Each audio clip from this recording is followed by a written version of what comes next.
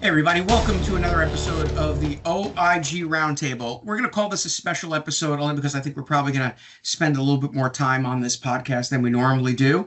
And as always, I'm joined by my two partners in crime, Wade McFall, retired Assistant Special Agent in Charge from the LA Field Office and a manager on our SIU investigative team, and Matt Kachansky, retired special agent in charge from the OIG, retired director of the Northeast UPIC, and now our director here on our payment integrity team. So we want to talk about the takedown that occurred and the presser and the press releases and the press conference that occurred on Monday, June 30th, touting the largest roundup in the history of healthcare fraud investigations. 324 defendants charged in one way or another, civilly, criminally, what have you, and over $14 billion in identified false claims. Not all of it went out. And we put out a little primer saying that we were going to talk a lot more about this on this podcast, and we're going to devote the podcast to that today. And first and foremost, there's been a lot of stuff on LinkedIn about this, a lot of back and forth about it. And the one thing I will say is that healthcare fraud is pervasive. It's been pervasive since the dawn of time. The OIG and IGs were created in 1978 to be watchdogs, and fraud has been pervasive since 1978. HHS OIG started in 1976, and fraud has been pervasive since then and probably before then. And we're just getting better at the investigations. But fraud, it permeates in every aspect of government, and in the healthcare space, it has been going on since the dawn of healthcare fraud. So it transcends political parties, it transcends political affiliations, and it really doesn't care about what party you're in. Fraud is fraud, and as you can see from these cases, the OIG and its partners will always continue to work to ferret out fraud, waste, and abuse one way or another. So, where this all stems from, or a lot of where it stems from, is according to the press releases and according to the communication that's out there, is a lot of this stems from, in part, a breach that occurred in May of 2023 from Wisconsin Physicians Services, or what's known as WPS, which is a MAC. They're not actually located in Wisconsin, and they actually aren't a physician services. That's just their name at this point. In May of 2023, they had a breach from a hack, resulting in a compromise of over 1 million IDs. For those of you that have been around long enough, those IDs used to be known as HICS, health insurance claim numbers. They're now known as the MBI, Medicare Beneficiary Identifier. Previously, it was a challenge when there was an identity theft involving a HIC number, because the HIC was intrinsically connected to a Social Security number.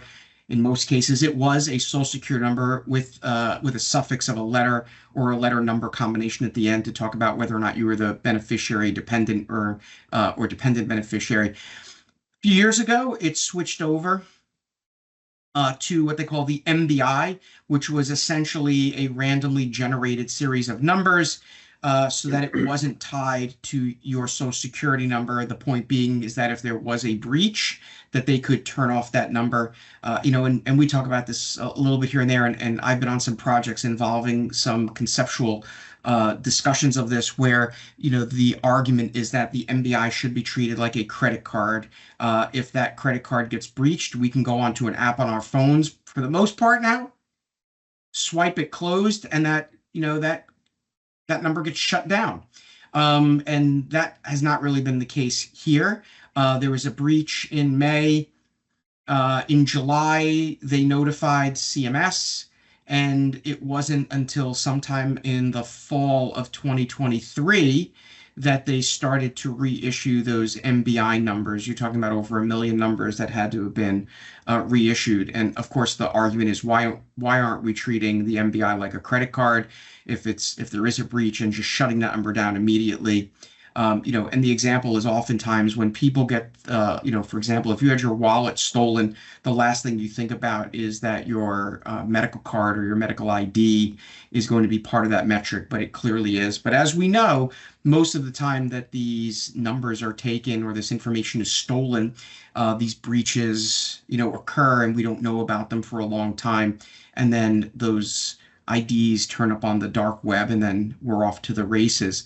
So of the $14 billion plus, we know that a little over 10 million or 11 million is directly attributable to an international organized crime group that based out of Russia, Eastern Europe, Pakistan, and here in the U.S.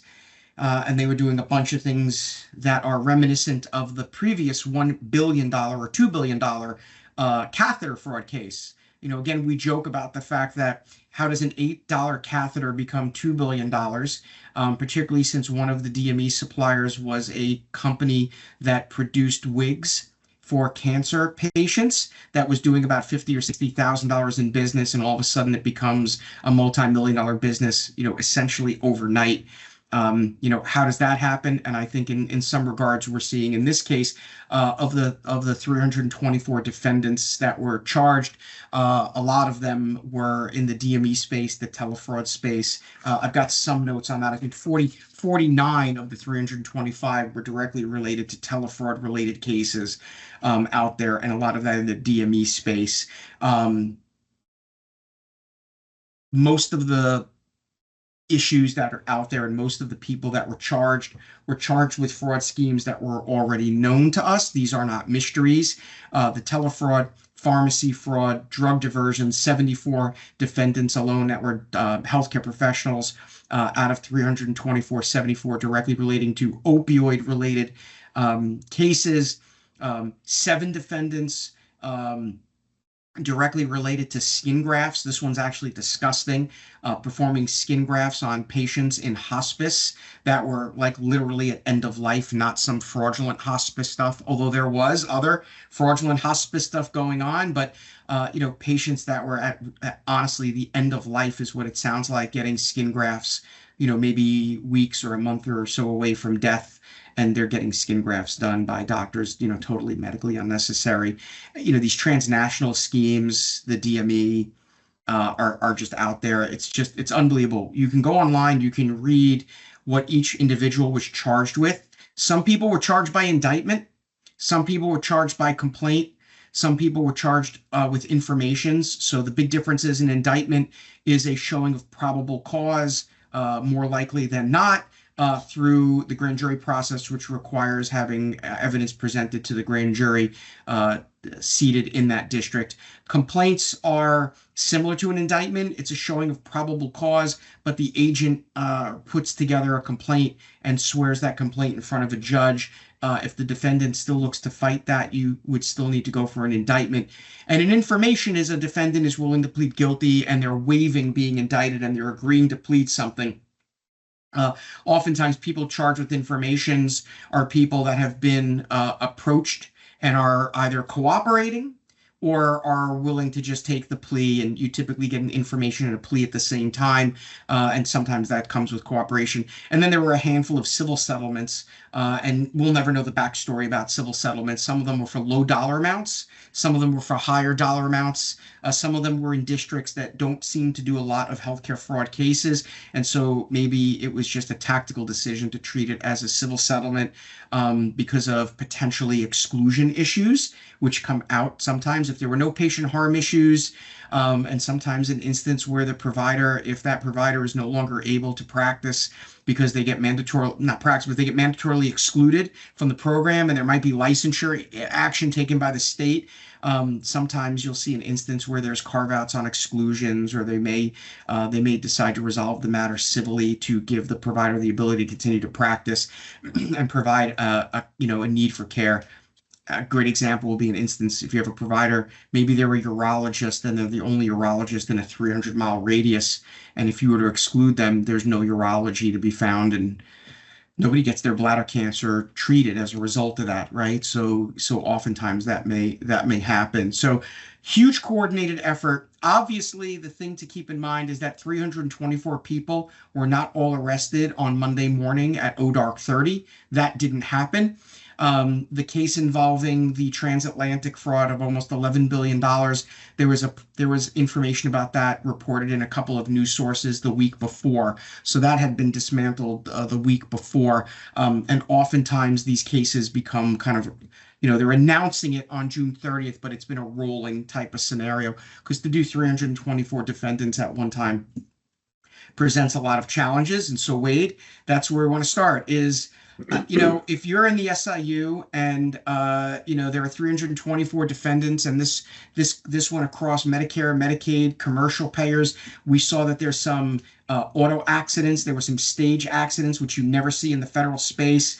We also saw there were a handful of people that were part of the DC Metropolitan Transportation Authority that were getting false documents put in for workman's comp and the like. That DC case was reminiscent to me of the previous cases that I know that I worked on, both here at Advise and when I was at the OIG involving New York City Transit Authority and New Jersey Transit. Very similar types of scenarios. But the thing that I think becomes the important piece is that if you're a commercial payer and you're in an SIU or payment integrity, your plan was likely touched on this, particularly if you're a larger payer. And there's a huge coordination that has to take effect, particularly with 324 defendants.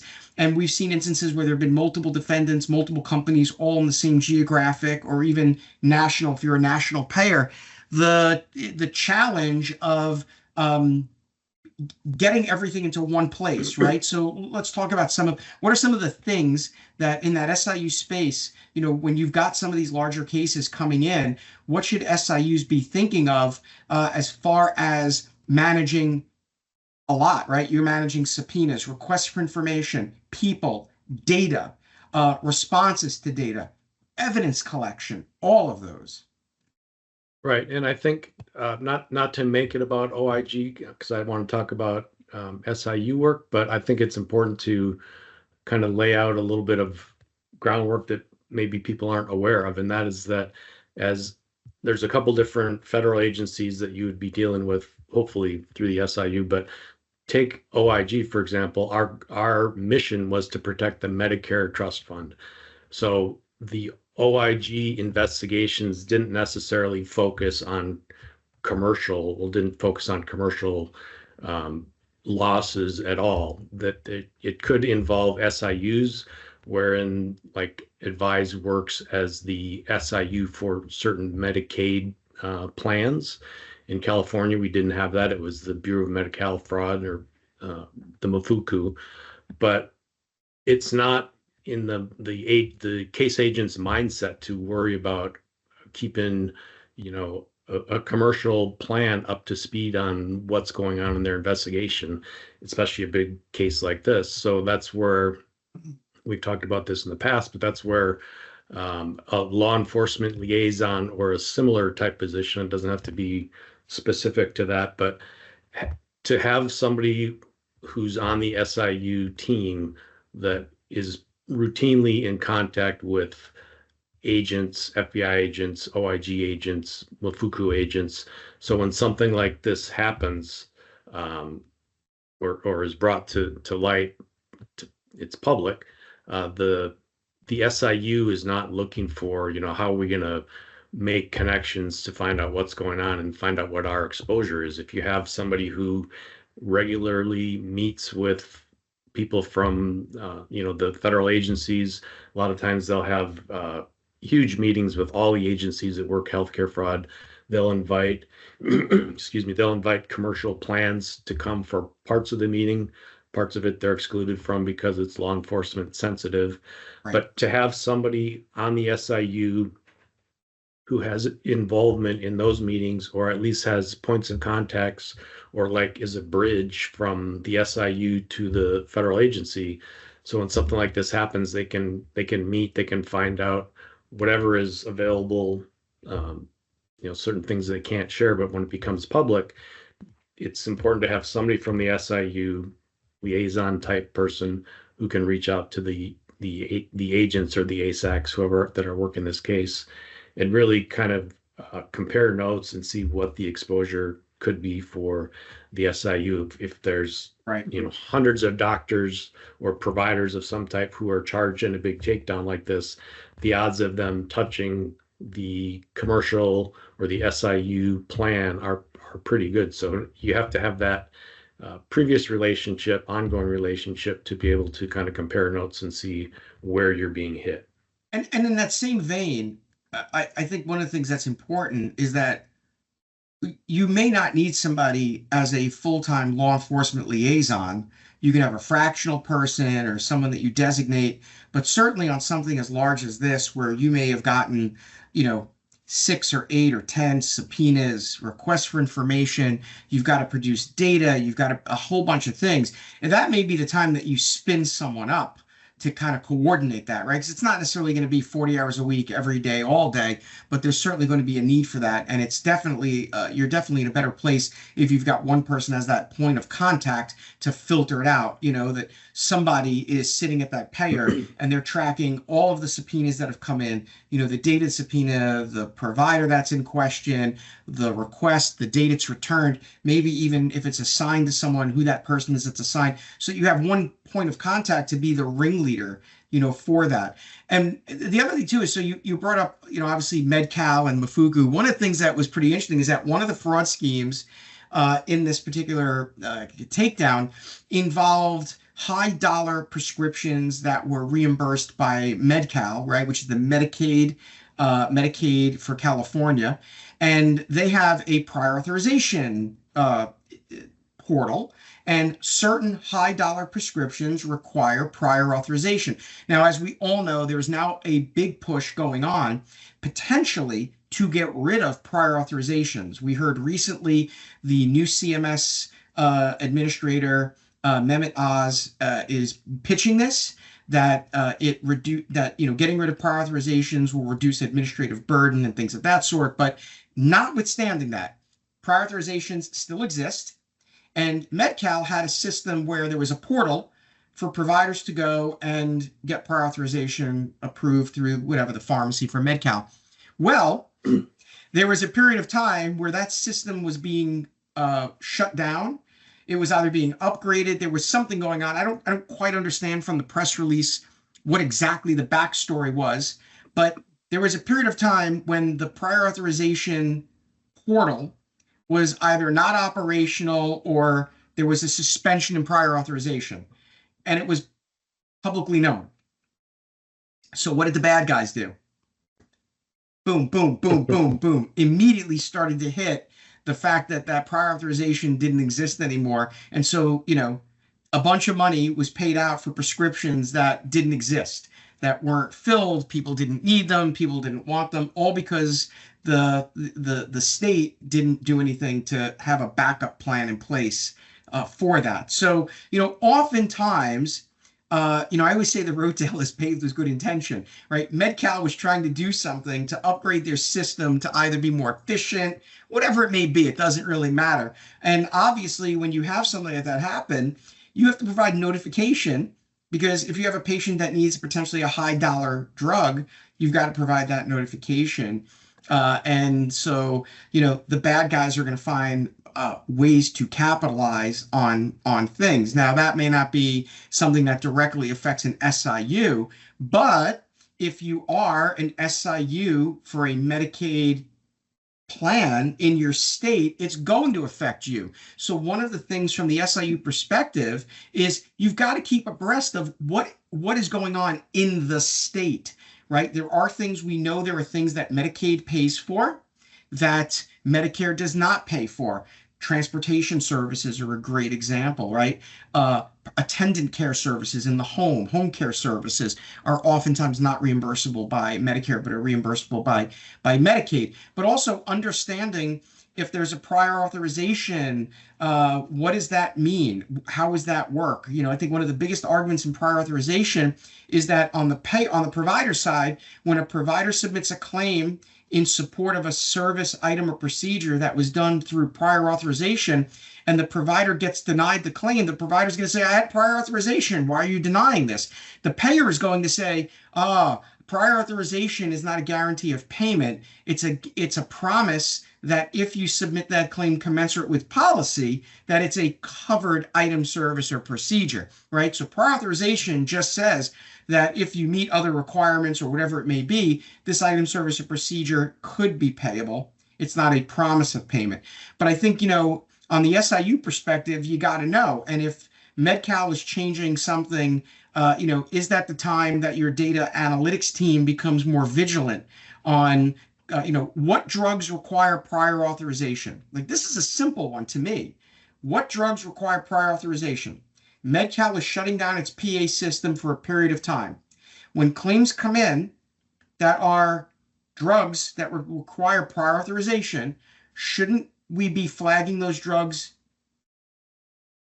and holding them for payment based upon the fact that these normally would have prior authorization?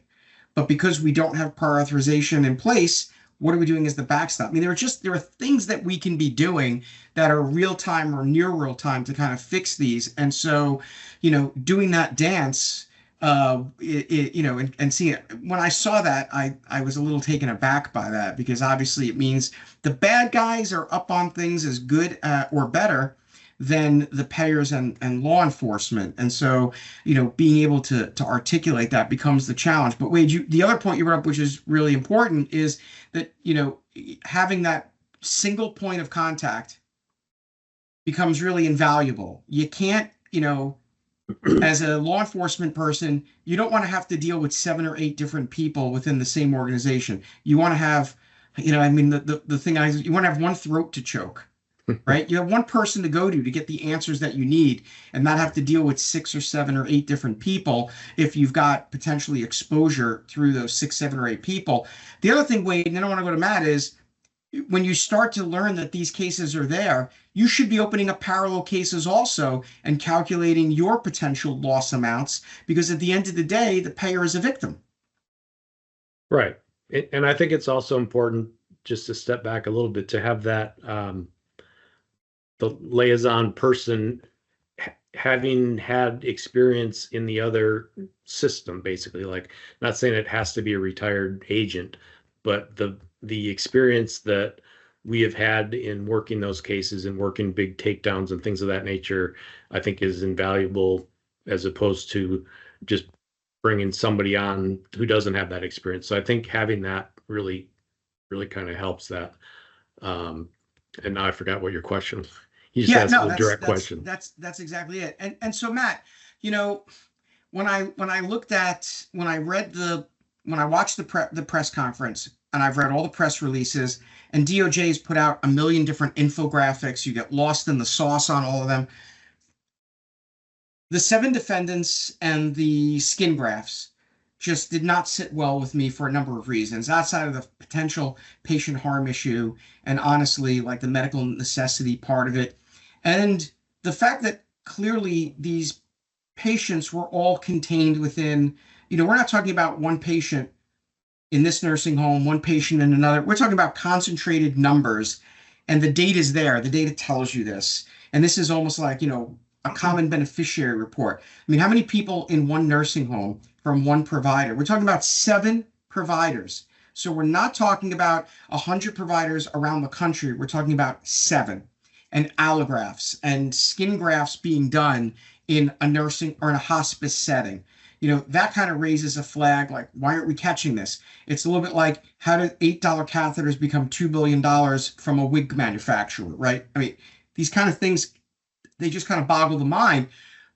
But an important piece of this puzzle is the fact that we don't really think in terms of the role that UPICs play in this, and particularly when we're talking about Medicare cases and Medicaid cases, the drop everything and work on this immediately, because there's going to be a takedown, and everybody within the organization, and you know it, there's not a secret. When you were at the UPIC, you knew, hey, we're planning a national takedown in June of 2025, and you know about this in the fall of 2024. And that coordination and being able to do that dance, and the realignment of resources, right, is immense. And the fact that you've got 5 UPICs around the country, you've got the medic, and the fact that everybody is on a shared case management system. Like that dance is even more complicated than the dance that an SIU has to do. Yes, it is. And just a couple of things. One is, let's remember, this was 2 years in the making. This wasn't something that happened over a month's time. This is 2 years where they're developing these cases. And I'll talk about the UPIC SIU role in all of that. But I will want to quote Tony Curtis from Operation Petticoat: "Profit out of chaos." That's what these guys do, right? The authorizations go away for an hour, boom. CMS waives the criteria for DME companies to enter the program during COVID. 4,000 new DME companies in Broward County appear in a month's time. They profit out of chaos. But yeah, the SIUs play like a three-pronged role in these types of operations. One is, on a daily basis, we receive requests for information from law enforcement, OIG, DOJ, U.S. attorneys' offices, Mafukus, and we had people specially designated to be those points of contact on a daily basis. So every law enforcement person knew to go to X to get these things. We had one data analyst and one investigator, depending on what type of information they needed, and that was on a daily basis. So when something like this hits and we start getting more and more of those and we start getting subpoenas, we knew how to handle them, and we tracked them, and we knew what was going on. And we had at least quarterly formal meetings with OIG, and they would also involve other agencies when the IG would invite them, including U.S. attorneys' offices, FBI, and they would talk about, in general, these takedowns and what the timing was and what we could expect in terms of the information needs, and we would be able to prepare for those things. The other way was we referred cases to the OIG on a routine basis. Many of them became these cases that were then part of the takedown. So we provided the information that allowed them to open cases, and that was, again, months and years in the making. The other is, and this is where CMS plays a role as well, especially with 5 UPICs. They talked about $10 billion being saved through suspensions. Those are the actions that CMS takes using the UPICs to implement those suspensions on those providers. And those are resource intensive. And if they're talking, $10 billion of money being saved, that's probably dozens, if not hundreds, of providers that are being suspended across the country. And many of these are national in scope. So it's coordination among the UPICs as to who is the lead UPIC on this, who is supporting it and coordinating all of the information there.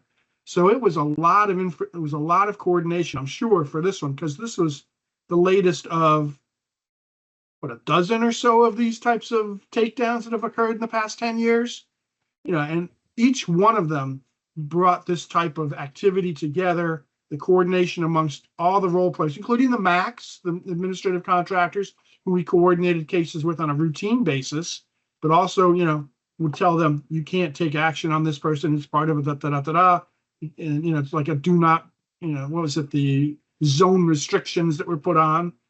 All of those played into building up to these types of things, and it would take a lot of resources, but we were able to do it because we had just the routine in place based on our coordinated activity with the law enforcement on a routine basis. We knew how to do it. SIUs, it's a little different story. They've got to be able to maybe create more of a relationship with law enforcement through a liaison or whoever to start figuring out, what do we need to do to make these things possible? And so it's not going to come as a shock and then chaos, and then someone's profiting from that chaos because maybe you don't get the right information to them. It's too late in coming. The resources taken away has made you vulnerable in other areas. So there's a steamroll effect there. So having a plan in place beforehand is very important to coordinating when these large events take place. Right. So just for a minute on the data. So, Dr. Oz, when in that press conference, he talked about how they were creating a healthcare data. They're calling it the Fusion Center. I am going to guess that it's going to be similar to what's known as the PRAC, the Pandemic Response Accountability, where they're amalgamating data. The PRAC is taking in data from HHS, it's taking in from SBA, IRS, right? Because we did see in some of the roundups, some of the people that were charged with PPP fraud, payment protection, a lot of COVID, right? So we're starting to see a little bit more of the results from COVID-19 related prosecutions, over-the-counter services, over-the-counter tests being billed and the medical necessity of that. But one of the cases that they specifically talked about was a provider who they used the term teleporting, right? Because it was a nurse practitioner in Florida, and she was billing for services in Albany, New York, I think, or something like that. But these instances where the person is in one state, they're billing for services in another, it's not billed as a telemed service because they're not using the right modifier or whatever. But on some of these, when you read the underlying facts, and again, we're only going on public information. We may or may not have had inside information about any of this, but we're talking about what's in the public record that everybody else is seeing. You read these facts that are out in the public domain, and of course, the first thing that comes to mind is, well, why didn't they shut down these million numbers immediately? Why was it that the breach occurred in May, but it wasn't until July that CMS was notified? And why was it that it wasn't until October that the new issued MBIs were given? So you have the end of May, you've got June, July, August, September, 5 months of those MBIs being out there before they were turned. Now, one thing that I haven't done, I haven't looked at the time period for all of the fraud to see how much of it overlapped, but there's certainly going to be periods of time where there was overlap on that. A lot of these cases are 2020 to 2024, so there's going to be some of that that's in there. But from that data perspective, are we in this space, are we just not mature enough in our analytic ability to be able to do some of the things that we Monday morning quarterback? Because we Monday morning quarterback here all the time because that's what we have to do.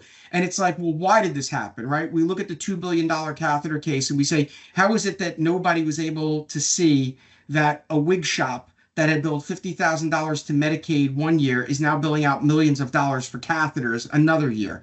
Why are we not able to catch that? Why are we not able to catch the instances of skin grafts from 7 providers for people that are at end of life hospice? Why isn't anybody saying, wait a minute, why are we not catching the DME where the person has a bilateral amputation above the knee and they're getting 2 knee braces, right? Are we going back to last week's conversation? Are we so lost in the sauce that we are ignoring the importance of diagnosis codes? Are we just not mature enough in our is the technology not mature enough? Is it we don't have enough people to look at this data? Is it, I don't know what the answer is.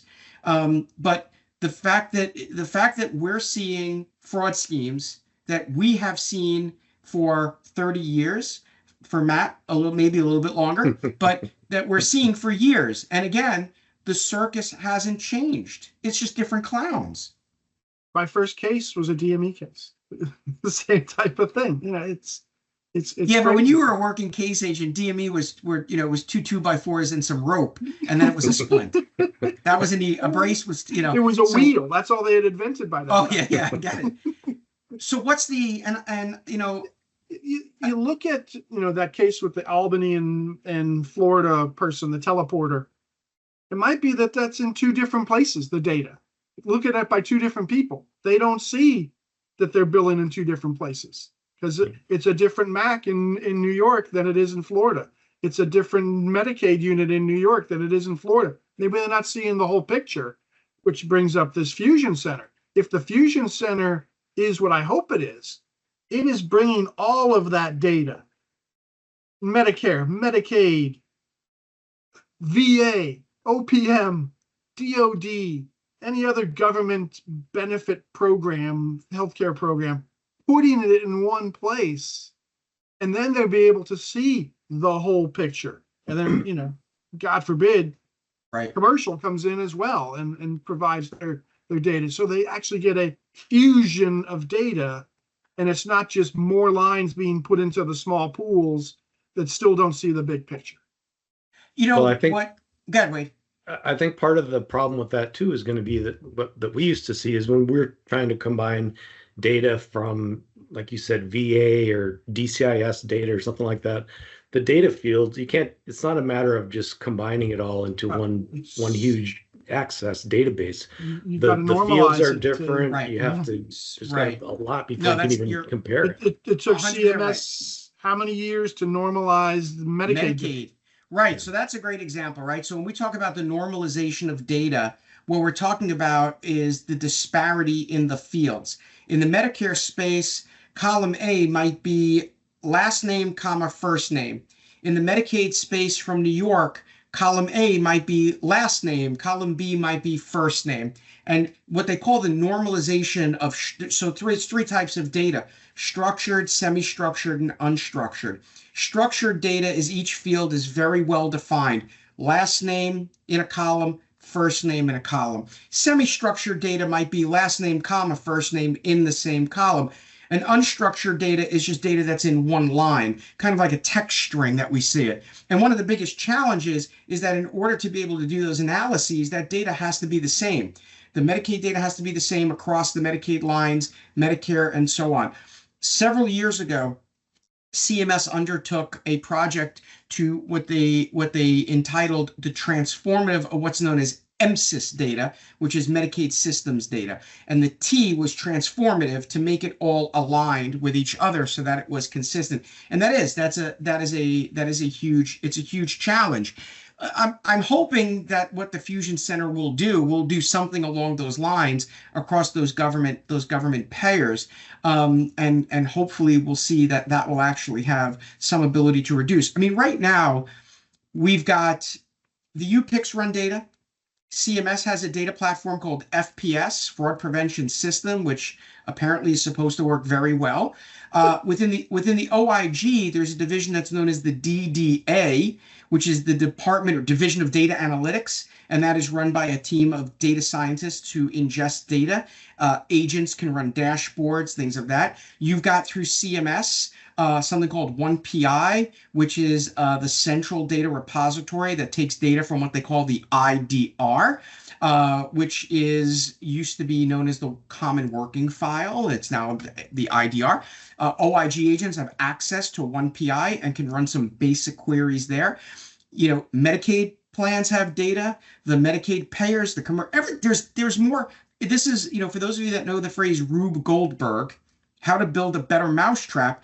There are so many data analytics companies out there. If you've ever been to NAMPI or you've ever been to NHCAA, it is very heavy vendor, focused in the data space. And every vendor has their own nuance to how they do that data and what their dashboards look like and all of that. So I'm hoping that this Data Fusion Center, and I'm hoping to learn a little bit more about it, will actually have an effect on the ability of the programs to police things a little bit better, to stop and verify, right? To use the phrase that's out there is this premise of stop and verify. Stop that money before it goes out. Now, my understanding is that of the 14.6 billion that was identified, most of that money did not go out. I think in particular for the 10 or $11 million case with the overseas, only about 42 million of the 11 billion went out. Now, some would say, hey, that's great. You stopped, less than, I think,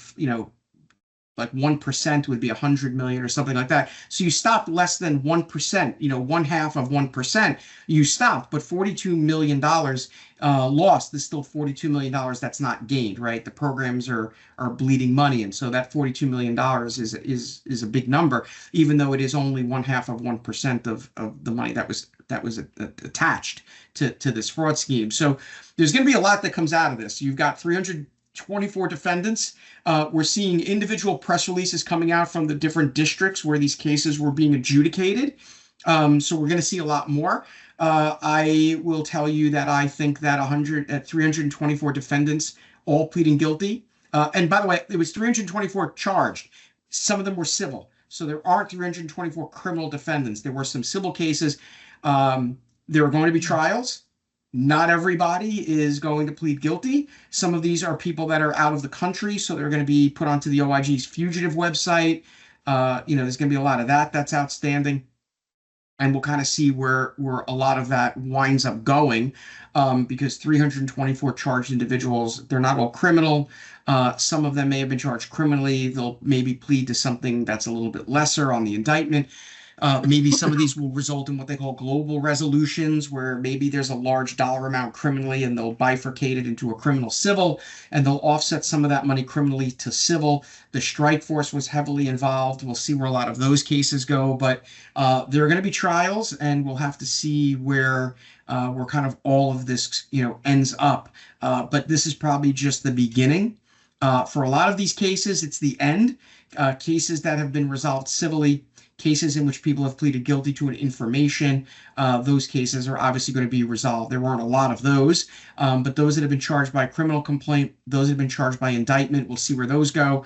But we'll probably be hearing about resolutions on these cases for some time to come. And for those that were in districts in which multiple defendants were charged, there is the prospect that multiple defendants will look to go to trial. And you're talking about back-to-back trials, which if you've ever had, I had one case where I had 3 trials in 14 months, and each trial was supposed to only be a couple of weeks, and each one went for 6 or 8 weeks. And if you weren't on trial, you were preparing for trial. And so I wish those that are going to end up in multiple trials good luck, particularly in multi-defendant cases in which the court grants a separation and you've got multiple trials going on back to back. It's not really a fun time. So I wish people luck on that. And, we'll keep track. We're curious about how these are all going to turn out. I'm sure the LinkedIn community will continue to pontificate on things. I love reading some of the defense lawyers who do healthcare. I love reading opinions and thoughts on that. It's great. Some of the legal opinions are great, and the legal thoughts and some of the legal thoughts on the intersection, particularly in the opioid space, in the post-Ruan world, where the U.S. Attorney's Office has to definitively demonstrate that the prescription that was written in an unauthorized manner, which presents its own set of challenges when providers have plenary licenses and can write prescriptions for a lot of things. It'll be interesting to see how that turns out. It'll be interesting to see spin-off cases, because there are going to be spin-off cases, particularly in the telemed. That is an area that is just the tons of fraud with fraud. So we'll see where that goes.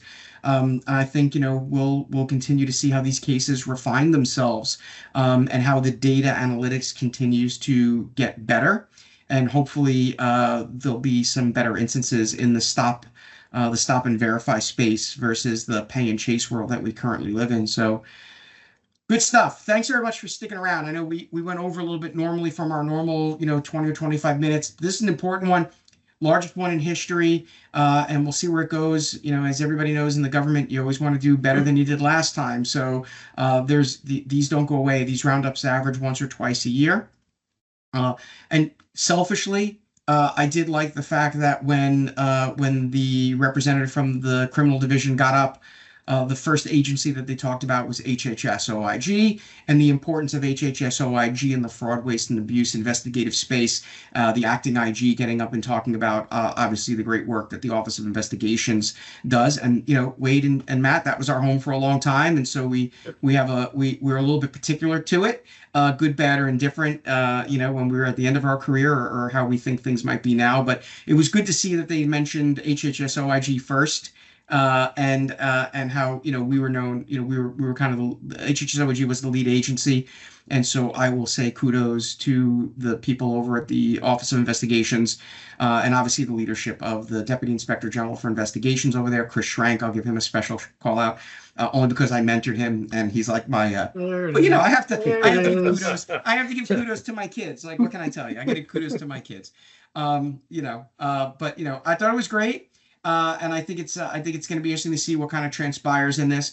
Will providers look to change their patterns and practices? Those that are committing fraud, probably not, because the fraudsters don't care about what press releases come out or anything like that. So, we'll continue to see where these cases go and where the spin-offs go, and hopefully in the SIU space, I'm hoping that a lot of the SIU people are taking a look at what these cases resulted in overpayments to your plans, and look to tighten up some of the policies out there that you might have.